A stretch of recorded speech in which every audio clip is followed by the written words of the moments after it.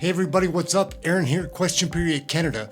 My friend Moo Boo suggested that we cover the Senate.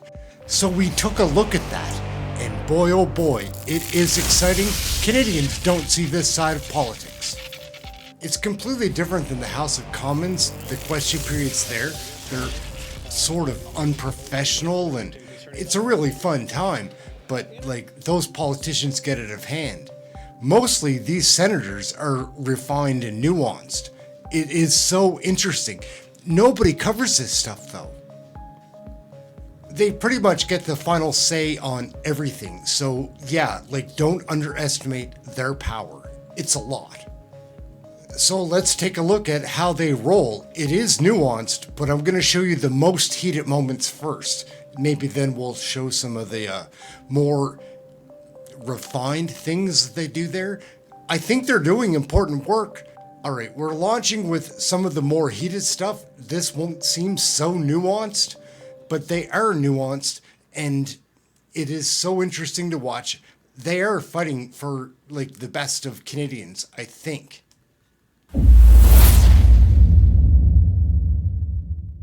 Senator Husakos. Senator Gold, yesterday listening to you answer questions in regards to the Trudeau carbon tax, it became evidently clear that you think we just don't understand, that we're not as smart as the Trudeau government to understand how the carbon tax works, and that we're exaggerating the impact on the cost of living. Actually, listening to you and the exchange you had with Senator Coyle, it's as simple as Pierre Poilievre has removed his glasses, is smiling, he's been repeating 1,000 times, axe the tax, and he's hypnotized Canadians coast to coast. Well, my question to you is, Senator Gold, premiers that are calling to axe the tax, First Nation organizations that are calling to axe the tax, small businesses that are calling to axe the tax, the farming and agricultural sector that's calling to axe the tax. And if we believe some of the polling, the millions of Canadians that are asking to axe the tax, are all these people stupid and just not as smart as the Trudeau cabinet when it comes to dealing with the carbon tax? Nobody's smart. That is really interesting. Yes, I think it is. Do you?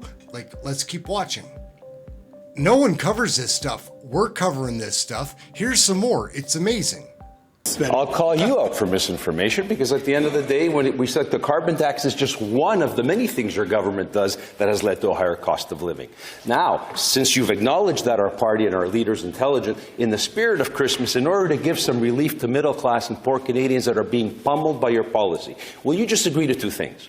Pause the carbon tax for 12 months so we actually see what the real impact is. And the second thing, will you invite Senator Marshall and Pierre Poilievre to the next cabinet meeting before a budget's tabled so they can give you some lessons on what a fiscal anchor is? Because that's a second element of your government that's missing. That's cost. Senator Gold. Senator Husakos, merci. Merci. Senator Gold. It's getting pretty heated, right? Where does it go? In the spirit of Christmas and transparency, I think, no, it's not for me to invite those to a cabinet meeting. But I should say this. There is a difference, Senator, between being intelligent and being wise. And there's a difference between being intelligent, wise, and responsible. And when the government that I represent has a credible climate change policy, it's on the table in details, and you may not agree with it, but I'm sure Canadians are looking forward to hearing what the policy is of the Conservative Party. Merci, Senator Gold. So Senator Husakos seems like a real deal.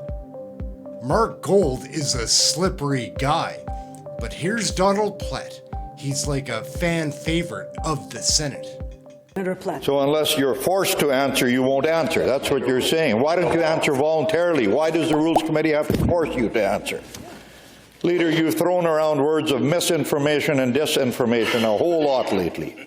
Why do you call the Trudeau government paying a lot of money to influencers to promote your government without requiring them to disclose that information to their social media follows?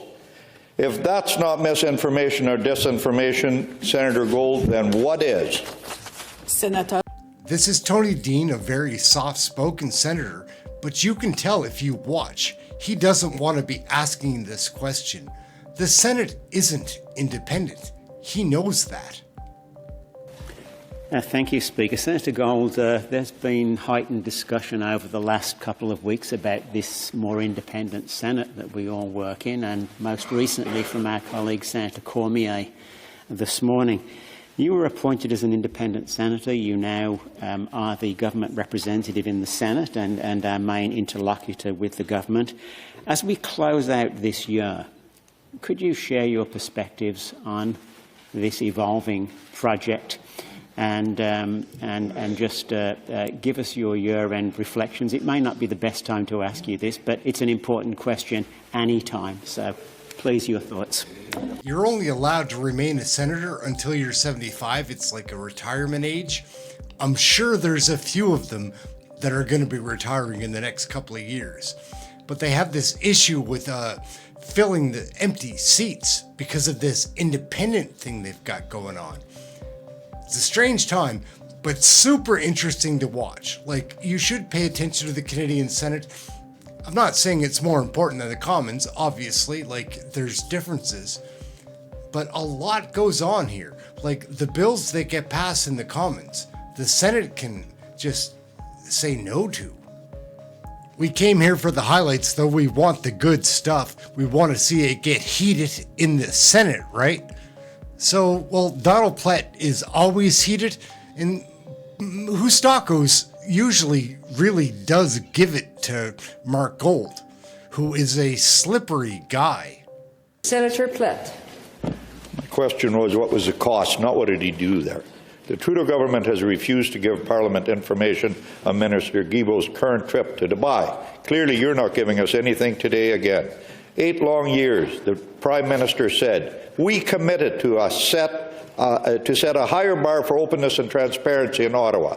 Government and its information must be open by default. Leader, if that's the case, why is your government hiding the details of who Minister Guilbeault was meeting with in Dubai and the specific matters discussed? Why won't you provide details on the cost incurred by the minister? Where is the higher bar? Donald Plett is definitely a favorite of the chamber of the Senate. Like, he's got vigor. So does Hustakos. He goes so hard every time and so articulate, right? Senator Gold, yesterday on the floor of the United Nations, the Trudeau government embarrassed itself and the country by aligning itself with Russia, Iran, Turkey, and totalitarian Beijing in handcuffing Israel from its legitimate right to defend its territory and its people, by supporting a ceasefire motion that doesn't say a single word, doesn't once call out the totalitarian terrorist regime called Hamas. My question, Senator Gold, in your view, as government leader, as representative of the government, is this something you recommended to the Prime Minister and this government to do? And in your view, do you support this motion? Senator Gold. That just about wraps it up. I'm Aaron. This is Question Period Canada. We have so many questions, but we do cover the Senate, and it's super interesting, and I think you'll be interested in knowing what the real decision makers are doing. Nobody covers it. I am. Like and subscribe. We're having a good time learning about Canadian politics right here.